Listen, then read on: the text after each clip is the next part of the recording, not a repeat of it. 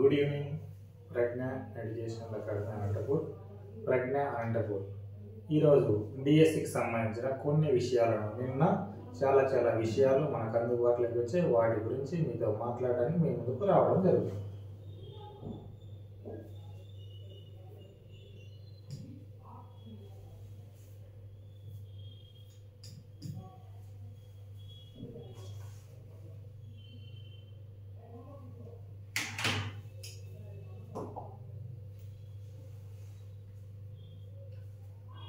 ముందుగా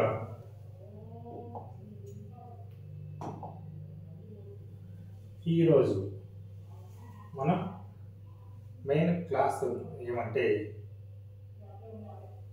డిఎస్సి పైన అసెంబ్లీలో రోజు ఒక చర్చ జరుగుతూ ఉంది. ఏమి చర్చ జరుగుతుంది? డిఎస్సి అంటే ఏమిటి, ఎందుకు డిఎస్సి పైన అంత చర్చ జరుగుతుంది? అసెంబ్లీలో ఉన్నది ఒకటే పక్షం, పాలక పక్షం, కూటమి. ఇప్పుడు ఒక కూటమి ప్రభుత్వం ఉంది. అందులో కూడా వాళ్ళ ఇష్టం వచ్చినట్టు చెప్పుకోవచ్చు, ఏదైనా మాట్లాడుకోవచ్చు. కానీ డిఎస్సి గురించి ఎందుకు రోజు మాట్లాడుతున్నారు?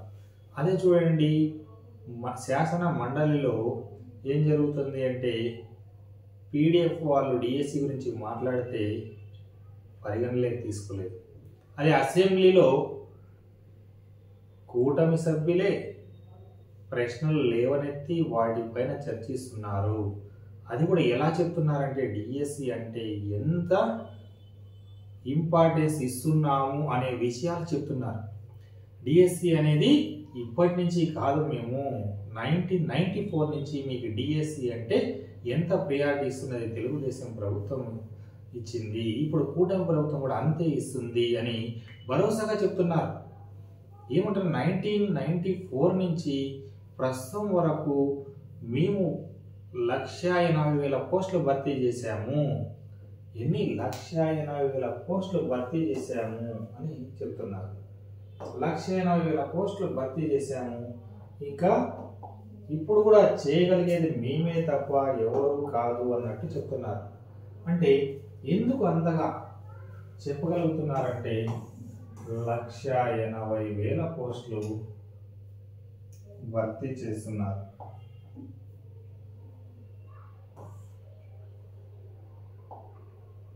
లక్ష 80,000 పోస్టులు భర్తీ చేశారు ఆల్రెడీ. అంటే ఇవి ఎన్ని 15 డిఎస్సీల ద్వారా భర్తీ చేశాం మేము. ఇప్పుడు కూడా చేయగలిగేది మేమే, చేసేది మేమే అని డిఎస్సినే మాకు ఒక మైలేజ్ ఉంది. డిఎస్సి వల్లనే మేము ఇప్పుడు తిరిగి అధికారంలోకి వచ్చాము. అలాగే డిఎస్సిని భర్తీ చేయగలిగే సత్తా మాకుంది. డిఎస్సి మాకు ఒక బ్రాండ్ ఇమేజ్ అనే ఉద్దేశం వచ్చే విధంగా వాళ్ళు డిఎస్సిని అంత స్పష్టంగా చెప్తున్నారు. రోజు ఒకటి చెప్తున్నారు, పారదర్శకంగా భర్తీ చేస్తాం, ఎలాంటి కేసులు రాకుండా. 1994 నుంచి ప్రస్తుతానికి ప్రతి డిఎస్సి కూడా మీరు గమనిస్తే ఒక కిరణ్ కుమార్ రెడ్డి 2012లో మాత్రమే జనవరిలో నోటిఫికేషన్ ఇచ్చేసి అది మళ్ళీ ఫిబ్రవరిలో టెట్ ఇచ్చేసి మళ్ళీ టెట్ తర్వాత డిఎస్ అప్లికేషన్లు కూడా మళ్ళీ ఒకసారి తీసుకొని ఆగస్టులో కండక్ట్ చేసి దాన్ని మళ్ళీ డిసెంబర్ లోపల భర్తీ చేశారు. అది ఒక్కటే 1 ఇయర్లో అయిపోయింది.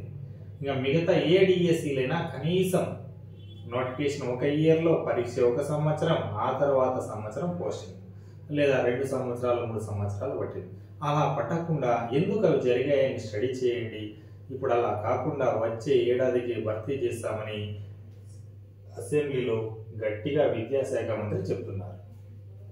ఇక్కడ ఈ అసెంబ్లీలో డిఎస్సి పైన అంత స్పష్టంగా చెప్తున్నారు కాబట్టి అభ్యర్థులందరూ కూడా నోటిఫికేషన్ వస్తుంది అనేది నమ్మకం పెట్టుకుని కంటిన్యూ ప్రిపరేషన్తో ఇలాంటి మాటలన్నీ కూడా మనకి ఒక మోటివేషన్గా ఉంటాయి. నోటిఫికేషన్ రాదు అనేది లేకుండా నోటిఫికేషన్ రావడం పక్క. అది ఎప్పుడు వస్తుందని చెప్పకుండా నియామకాలు మే నెలలో లేదా జూన్ జూలై, ఇందులో ఏది కరెక్ట్ సార్? జూనా జూలైయా లేకుంటే ఎప్పుడు సార్ అంటారు. అంటే ఇందులో మనం గమనిస్తే ఎందుకు ఇవి రాశా, పైనేమో మే అన్న, ఇప్పుడేమో ఇది రాశానంటే ఇక్కడ ఈరోజు న్యూస్ పేపర్లలో ఒక రకం ఉంది, నిన్న మొన్న చర్చకు వచ్చిన అంశాలు. నిన్న అసెంబ్లీలో విద్యాశాఖ మంత్రి ఏం చెప్పారు అంటే పాఠశాల ప్రారంభించే సమయానికి ఒక నెల వెనుక కావచ్చు లేదా అదే నెలలో కానీ భర్తీ చేస్తాము. అంటే జూన్లో లేదా జూలైలో కంపల్సరిగా డిఎస్సి ద్వారా ఎన్ని పోస్టులు అన్నారు, 16,347 పోస్టులు భర్తీ చేసేస్తామని చెప్పడం జరిగింది స్పష్టంగా. అంటే ఇక్కడ ఇది మే నెల అనేది ఎందుకు వచ్చింది సార్, ఇది కూడా చూస్తే ఇది వచ్చింది ఏమంటే ఒక 117 రద్దుకు సంబంధించిన ఒక మీటింగ్ జరిగింది. ఆ మీటింగ్ లో ఉన్న ప్రపోజల్స్ అన్నింటి గురించి వచ్చే సందర్భంలో అక్కడ రాశారు మే 11వ తేదీ నుంచి మే 30వ తేదీన డిఎస్సి రిక్రూట్మెంట్ ద్వారా నియామకాలు అన్నారు. అంటే ఇది చాలా మంది ఏం చేశారంటే మే నెలలో అంటున్నారు.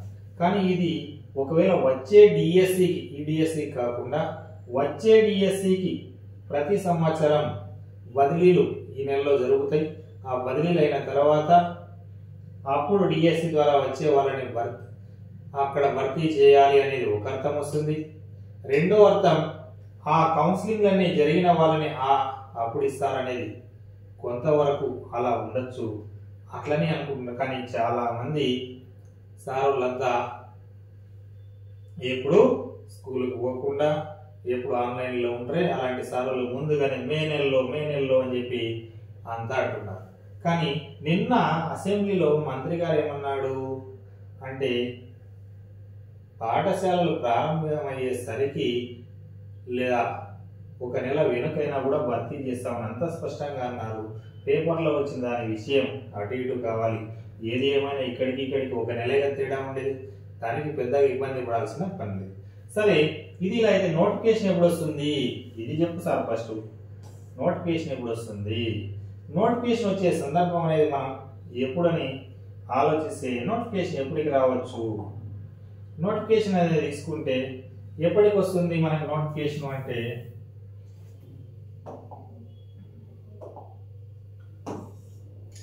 నోటిఫికేషన్ వచ్చే సందర్భం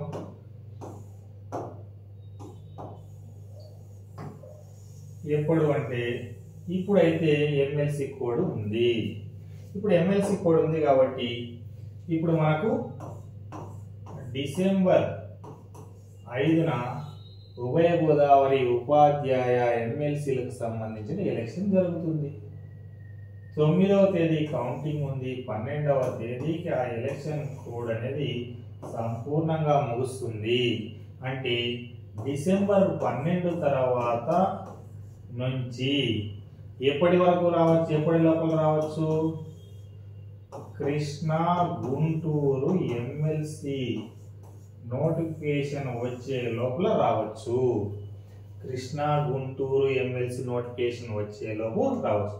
ఇది ఎప్పుడు రావచ్చు సార్ అంటే ఇది దాదాపుగా జనవరి 6 నుంచి మార్చి 25 వరకు ఉండొచ్చు. నోటిఫికేషన్ అంటే ఎప్పటి లోపల రావచ్చు, ఈ మధ్యలో వచ్చే అవకాశాలు చాలా ఎక్కువగా ఉన్నాయి. ఎందుకంటే మినిస్టర్ గారు దీని గురించి స్పష్టంగా చెప్తుండడం వల్ల వచ్చే అవకాశాలు ఎక్కువ ఉన్నాయి. ఇప్పుడు డిసెంబర్ 12 నుంచి ఎమ్మెల్సీ నోటిఫికేషన్ వచ్చే మధ్యలో వస్తాయి. ఎందుకు సార్ ముందే వస్తాయి, ఇంకా లేటుగా వస్తాయంటే సార్ మా సార్ వాళ్ళు చెప్పినారు, లేటుగా వస్తే ప్రభుత్వం నష్టపోయే అవకాశం ఉంది. ఎందువల్ల అంటే గతంలో మీరు గమనించినారో లేదో 2023 ఎమ్మెల్సీలు జరిగినప్పుడు అప్పుడు నిరుద్యోగులకు సంబంధించిన నియామకాలు జరగలేదని గత ప్రభుత్వంలో జరిగిన ఎమ్మెల్సీలు అధికార పార్టీ ఎమ్మెల్సీలను కోల్పోవడం జరిగింది. అంటే ఇక్కడ ఈ ఎమ్మెల్సీల్లో ఓట్లేసే వాళ్ళు ఎవరు అంటే మనకు ఓటేసే వాళ్ళందరూ పట్టభద్రులు, డిగ్రీ హోల్డర్స్. ఇప్పుడు డిఎస్సి రాసే వాళ్ళలో కూడా 70% ఉంటారు. అలాగే ఇంకా జనరల్ డిగ్రీ వాళ్ళు, వీళ్ళందరూ కూడా ఈ ఓటు హక్కులు ఈ జిల్లాల్లో ఉండే పట్టభద్రులు సుమారుగా డిఎస్సి వాళ్ళు కూడా ఉంటారు. ప్రభుత్వం వాళ్ళందరినీ కూడా దృష్టిలో పెట్టుకొని ఇది పట్టాభద్రుల ఎలక్షన్ కాబట్టి పట్టాభద్రులు పోటీ పరీక్షలు ప్రిపేర్ అవుతున్న వాళ్ళు మళ్ళీ ఇక్కడ ఇబ్బంది లేకుండా వాళ్ళని కూడా సంతోషపెట్టి వాళ్ళ ఓట్లన్నీ కూడా ప్రభుత్వం వేయించుకుని ఆలోచన చేస్తే ఇప్పుడు జనరల్ ఎలక్షన్లలో కూడా దాదాపు 20 లక్షల ఓట్లు డిఎస్సి అభ్యర్థుల ద్వారా సాధించడం జరిగింది గవర్నమెంట్. ఏ విధంగా అంటే దాదాపు 6 నుంచి 8 లక్షలు అభ్యర్థులు పరీక్ష రాస్తుంటే వాళ్ళ ఫ్రెండ్స్ వాళ్ళ ఫ్యామిలీస్ ఇలాగ చూసుకుంటే ఒక్కోరి నుంచి 3 ఓట్లు తీసుకున్నా కూడా మనకు 20 లక్షల దాకా ప్రభావం జరిగింది. అందువల్ల ఈ ఎమ్మెల్సీ వచ్చే నోటిఫికేషన్ వచ్చే లోపలే వస్తుందని నా అభిప్రాయం. ఒకవేళ ఈ లోపల ఇవ్వకుంటే ఈ తేదీ పైన ఇవ్వాలి. ఈ తేదీ పైన ఇస్తే వాళ్ళు అన్నట్టు ఇక్కడ లోపల భర్తీ చేయడం అసాధ్యం అవుతుంది. అందువల్ల ఈ సందర్భంలో వచ్చే అవకాశం ఎక్కువగా ఉంది. ఇలా ఈ డిసెంబర్ నుంచి జనవరి లోపల వస్తే ఈ ఎమ్మెల్సీ ఎలక్షన్ నోటిఫికేషన్ కంటే ముందే డిఎస్సి నోటిఫికేషన్ రావడం, ఎమ్మెల్సీ ఎలక్షన్ తర్వాత పరీక్షలు పెడితే మార్చి 25 తర్వాత పరీక్షలు కండక్ట్ చేస్తే ఈ జూన్ జూలైకి భర్తీ చేసే అవకాశాలు అనేవి సరిపోవడం అనేది జరుగుతుంది. ఆ సందర్భం అనేది ఈ విధంగా నాకున్నటువంటి అంచనా. సరే, ఇక్కడ ఒక్క నిమిషం, నేను ఎవరు అంటే నీకేమో అంచనాలు అవి చెప్తున్నావు సార్, నువ్వెవరు సార్ అసలు ఇది అని అంటే, నా పేరు రాజారెడ్డి, నా క్వాలిఫికేషన్లు ఇవి. ఎడ్యుకేషన్లో సంబంధించి నేను డిగ్రీను, పీజీలు, అలాగే పిహెచ్డీను, నెట్ సెట్ ఎడ్యుకేషన్ డిపార్ట్మెంట్లోనే నేను చేయడం జరిగింది, డాక్టరేట్. అలాగే ఇదే ఫీల్డ్లో కోచింగ్ ఫీల్డ్లో 2009 నుంచి ఉన్న 11 నుంచి సొంతంగా ఇన్స్టిట్యూషన్ పెట్టుకుని ఇప్పటిదాకా అనేక మందిని ప్రభుత్వ ఉపాధ్యాయులుగాను ప్రభుత్వ ఉద్యోగులుగాను తయారు చేయడంలో భాగస్వామ్యం అయ్యాను. ఆ అనుభవం ద్వారా మీకు గైడెన్స్ అనేది ఇవ్వడం జరుగుతుంది. అలా తీసుకుంటే రీసెంట్గా 2014 కావచ్చు, 18 కావచ్చు, అనంతపురం జిల్లాలో ఫస్ట్ ర్యాంకులు సాధించారు. అలాగే 2018లో స్టేట్ ఫస్ట్ పీజీటీ సోషల్, అలాగే 2014లోను 19లోను తెలుగు పండిట్ 2 సార్లు సెకండ్ ర్యాంక్ వచ్చింది. అలాగే ఇంకా school assistant Telugu second rank, అలాగే మ్యాథ్స్, అలాగే సోషల్, ఇలా మంచి టాప్ ర్యాంకర్లతో పాటు అనేక మందిని టీచర్లుగా తీర్చిదిద్దిన వ్యక్తుల్లో నేను ఒకటి. మంచి ఫ్యాకల్టీతో రాష్ట్రంలో 2 రాష్ట్రాల్లో పనిచేసే మంచి అనుభవం అంటే సీనియర్ ప్రతి సబ్జెక్ట్లో టాప్ 3, 4, 5 లోపల ఉన్న వాళ్ళు 1 to 5 లోపల ఉన్న ఫ్యాకల్టీ అందరినీ కూడా ఇక్కడ తీసుకొచ్చి పిల్లలకు సర్వీస్ అందించడం జరిగింది. అలా మంచి ర్యాంకులు అందరి సహకారంతో సాధించడం జరిగింది. అలా ర్యాంకర్లను అభినందించడం 18లో, మళ్ళీ 14లో, ఇలా ఇది నేను సలహాలు ఇచ్చే సందర్భంలో. అలాగే ఒక్క నిమిషం, ఇక్కడ GK current affairs special batch ఒకటి జరుగుతుంది. ఇది స్కూల్ అసిస్టెంట్ ఇంగ్లీష్ ప్రిపేర్ అయ్యే వాళ్ళు కావచ్చు, హెచ్జిటి తెలుగు కావచ్చు, తెలుగు మీడియం ఇంగ్లీష్ మీడియం రెండింటికి సమర్థవంతంగా చెప్పగలిగే జీకే ఫ్యాకల్టీతో ఇక్కడ మహిపాల్ రెడ్డి సార్తో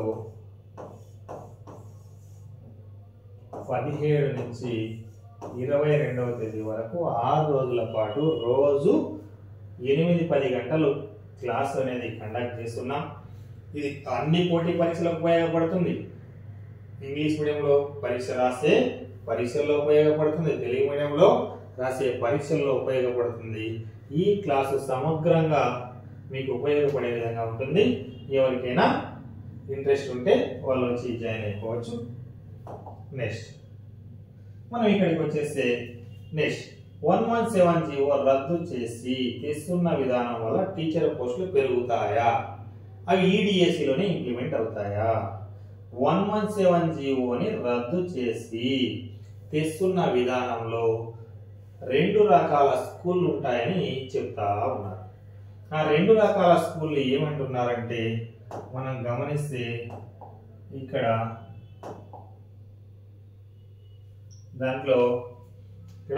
ప్రాథమిక స్కూళ్ళలోనే 3, 4, 5 తరగతులు ఇస్తాం.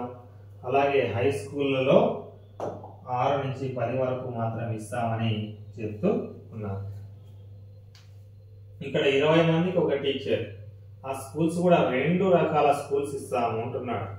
అది ఒకటి బేసిక్ ప్రాథమిక పాఠశాల.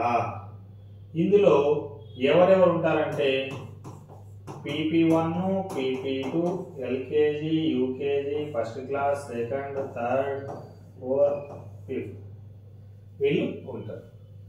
అది కూడా ఎలాంటి చోట పెడుతున్నారు? బేసిక్ ప్రాథమిక పాఠశాల అంటే సోషల్ బ్యారియర్స్, న్యాచురల్ బ్యారియర్స్ ఉన్న చోట మాత్రమే 1 to 5 ఉంటుంది. మిగతా ప్రతి పంచాయతీలో ఆదర్శ ప్రాథమిక పాఠశాల ఉంటుంది. అందులో 80 లేదా 100 మంది విద్యార్థులు ఉంటే అక్కడ తరగతి గదికి ఒక ఉపాధ్యాయుని నియమించడం జరుగుతుంది అని ఇక్కడ మోడల్ ప్రాథమిక పాఠశాలలో ఇవ్వడం జరిగింది. ఇక్కడ ఈ 1 to 20 లోపల ఉంటే బేసిక్ స్కూల్లో ఒక టీచర్ను, ఆ తర్వాత ప్రతి 30 మందికి ఒక టీచర్ నియమించడం జరుగుతుంది. అదే ఆదర్శ ప్రాథమిక పాఠశాలలో అయితే సబ్జెక్టుకు ఒక టీచర్ లేదా తరగతి గదికి ఒక టీచరు, అంటే 5 క్లాసులు ఉంటే 5 మంది టీచర్లు. అలాగే మామూలుగా తీసుకుంటే 30 తీసుకుంటే 4 అవసరం అవుతుంది. కానీ ఇక్కడ 100కి 5 మంది, 5 తరగతులు ఉంటే 5 మంది టీచర్లు ఉండే అవకాశం ఉంటుంది. ఇలా జరిగినప్పుడు మనకి టీచర్లు అవసరమయ్యే అవకాశం అనేది ఉంటుంది. ఇది ఎప్పటి నుంచి అమల్లో వస్తుందో దాన్ని బట్టి చూస్తే అది అప్పటికి కొన్ని వరకు పెరిగే అవకాశం ఉంటుంది. ఆ పెరిగే వాటిని రేషనలైజేషన్ ద్వారా సర్దేశారా, లేదా ఎన్రోల్మెంట్ పెరిగితే అప్పుడు వెనక్కి వచ్చే వాళ్ళ సంఖ్య ఎక్కువగా ఉంటే అప్పుడు ఇంకా ఎక్కువ మంది అవసరమవుతారు. ఈ విధంగా ఎక్కువ మంది అవసరం పడచ్చు, పడకపోవచ్చు. అది అమలు చేసే రోజుకి మనం చెప్పడానికి అవకాశం ఉంటుంది. ముందే ఊహించడానికి అయితే కొంతవరకు తక్కువ. అది ఎంతమంది వెనక్కి వస్తున్నారు, అది చేసిన విధానం ముందు కాబట్టి ఇప్పుడు ఎంతమంది వెనక్కి వస్తున్నారు దాన్ని బట్టి మనకి ఉండడం జరుగుతుంది. నెక్స్ట్ ఎస్సీ వర్గీకరణకు సంబంధించి మనం చూసుకుంటే ఎస్సీ వర్గీకరణకు సంబంధించి రిటైర్డ్ ఐఏఎస్తో 1 man కమిటీ వేశారు. ఈ 1 man committee social welfare department నుంచి సహాయ సహకారాలు పొంది ఆ సోషల్ వెల్ఫేర్ డిపార్ట్మెంట్ నుంచి ఆయా మండలాల్లోనూ జిల్లాల్లోనూ ఎస్సీలకు సంబంధించినటువంటి డేటాను గ్యాదర్ చేసి ఆ డేటా ద్వారా ఎవరైతే ఎస్సీ కమ్యూనిటీలో ఉన్నటువంటి కులాలు, ఉపకులాలలో ఆ ఎస్సీ వర్గం ద్వారా, ఎస్సీ అనే ఒక రిజర్వేషన్ ద్వారా ఆ లబ్ధి పొందే ఫలాలు సక్రమంగా అందుతున్నాయా లేదా, కొంతమందికే అందుతున్నాయా, ఆ రిజర్వేషన్ ఫలాలు, ప్రభుత్వ పథకాలు ఇలాంటివన్నీ సక్రమంగా అందడం కోసం సుప్రీంకోర్టు గైడ్ లైన్స్ అనుగుణంగా చేసుకుని ఒక కమిషన్ నియమించడం జరిగింది. దాని కాల వ్యవధి 2 నెలలు ఇవ్వడం జరిగింది. 2 నెలలు అంటే 60 రోజులు ఈ వర్గీకరణకు సంబంధించిన కమిషన్ తన డేటాను సమర్పిస్తుంది. ఆ తర్వాత కేబినెట్ మీటింగ్ పెట్టి ఆ తర్వాత అసెంబ్లీలో చర్చించి ఒక బిల్లు రూపంలో తీసుకురావడం జరుగుతుంది. ఇది డిఎస్సికి అడ్డంకినా కాదా? ఇది చూస్తే మనకు అడ్డంకి. దీనివల్ల రానే రాదని కొద్దిమంది, దీనికి దానికి సంబంధం లేదని కొద్దిమంది ఇలా మాట్లాడటం ఇది ప్రభుత్వం స్పష్టంగా తెలియజేస్తుంది. నాకు తెలిసి ఏమనిపిస్తుంది అంటే ఈ డిఎస్సికి అడ్డంకి కాకుండా ఉండే విధంగా ఇప్పుడు వెంటనే ఈ గ్యాప్లో డిఎస్సి వచ్చింది అనుకోండి, అప్పుడు ఎస్సీ వర్గీకరణకు సంబంధించిన అంశాలను అక్కడ నోటిఫికేషన్లోనే ఒక పాయింట్ ఇచ్చే అవకాశం ఉంటుంది. ఇంకోటి ఏ నోటిఫికేషన్ ఇచ్చినా, ఏ ఉద్యోగ నియామకాలకు సంబంధించిన లేదా ఏవైనా ప్రభుత్వం ఒక నోటిఫికేషన్ ఇస్తే ఒక చిన్న పాయింట్ పెట్టింటుంది. ఈ నోటిఫికేషన్లో కొన్ని పాయింట్లు చేర్చడానికి, కొన్ని పాయింట్లు తీసేయడానికి సర్వ హక్కులు కలిగి ఉంటాము అని. మీరు గమనించిన లేదో 2012 డిఎస్సిలో నోటిఫికేషన్లో ఇచ్చిన పోస్టుల కంటే కౌన్సిలింగ్ అప్పుడు మళ్ళీ పోస్టులు పెంచి భర్తీ చేశారు. అంటే ఇక్కడ కూడా ప్రభుత్వానికి అధికారం ఉంటుంది. ఎస్సీ వర్గీకరణ ఇప్పుడు నోటిఫికేషన్ మాత్రమే ఇస్తున్నది, భర్తీ చేస్తున్నది ఎప్పుడు జూన్ జూలైలో వచ్చే విద్యా సంవత్సరం నాటికి. ఆ రోజు లోపల ఇదంతా పూర్తి అయితే అప్పుడు మళ్ళీ అదనంగా నోటిఫికేషన్ కరిజెండం అని ఇచ్చేసి అదనపు అంశాలు జాయిన్ చేసి అడిషనల్ నోటిఫికేషన్ ఇవ్వచ్చు. లేదు ఇప్పుడే నోటిఫికేషన్ లేట్ అయింది అనుకోండి, ఇక్కడ ఇచ్చే రిపోర్టు పాస్ అయ్యే బిల్లును బట్టి కూడా అంశాలు చేర్చచ్చు. అందువల్ల ఇది అడ్డంకి కాదు. ప్రభుత్వం ఏం చేస్తుంది అంటే, గతంలో డిఎస్సి లేట్ అయింది, పరీక్ష ఒకసారి నియామకాలకు ఒకసారి మధ్యలో పరీక్షకు నియామకానికి లేదా నోటిఫికేషన్కి నియామకానికి చాలా టైం అనేది ఉంది. ఆ టైం అనేది ఇప్పుడు తగ్గించి ఆ సమస్యలు రాకుండా ముందు జాగ్రత్తలు తీసుకొని ఇద్దామనేసి అనుకుంటుంది. అందువల్ల ఇక్కడ లేట్ అవుతుంది ప్రస్తుతానికి. ఆ లేట్ చాలా కాదు, ఎందుకంటే ఇక్కడ నియామకాల డేట్ ఇచ్చేసినప్పుడు నోటిఫికేషన్ అనేది ఇక్కడి కంటే ముందు ఇవ్వాల్సిన ప్రాసెస్ ఉంటుంది కాబట్టి నోటిఫికేషన్ అనేది వస్తుంది. అభ్యర్థులు గందరగోళానికి గురి కాకుండా ఈ అన్ని అంశాలు అంటే మినిస్టర్ గారు డిఎస్సి అని తెలుగుదేశం గవర్నమెంట్ డిఎస్సి గురించి స్పష్టంగా చెప్తుంది కాబట్టి మనం ఏ అంశాలు ఇంకా అదనంగా చదవాలి. ఇప్పుడు టెట్ పరీక్ష చాలా డిఫికల్ట్గా వచ్చిందని చాలా మంది అంటున్నారు. ఆ డిఫికల్ట్ విధానం అనేది కొత్త సిలబస్ లో రాలే. సిలబస్ లో అంశాలు ప్రశ్నలు అడిగే విధానం మారింది. ఆ మారిన విధానంగా మనం ప్రీవియస్ పేపర్స్ అంటే రీసెంట్ గా జరిగిన పేపర్స్ ఎనలైజ్ చేసుకొని ఆ తర్వాత ఆ సబ్జెక్ట్ లో ఏమైనా మార్పులు చేర్పులు నీ ప్రిపరేషన్ లో పెంపొందించుకునే ప్రేరణతో ఇలా నోటిఫికేషన్లో ద్వారా త్వరగా భర్తీ చేశామన్న మాటని ప్రేరణగా తీసుకొని సాధనా ప్రేరణగా తీసుకొని ప్రిపేర్ అయితే సక్సెస్ కావచ్చు. ఇక్కడ మీరు ఇది అసాధ్యమైనది ఏమీ కాదు. టీచర్ పోస్ట్ అసాధ్యమైన పనిని ఎవరో ఒకరు సాధించింటారు అంటారే, ఈ పోస్టులు మన చుట్టుపక్కల వాళ్ళు కానీ మన బంధువులు కానీ మన తమ్ముళ్ళు అన్నలో ఎవరో ఒకరు సాధించింటారు. అలాంటిగా మనం కూడా సాధించగలం అనే ఒక ప్రేరణ తీసుకొని ఇలా ప్రిపేర్ అయితే పోస్టు సాధించవచ్చు. ఇట్లు మీ రాజారెడ్డి. ధన్యవాదాలు.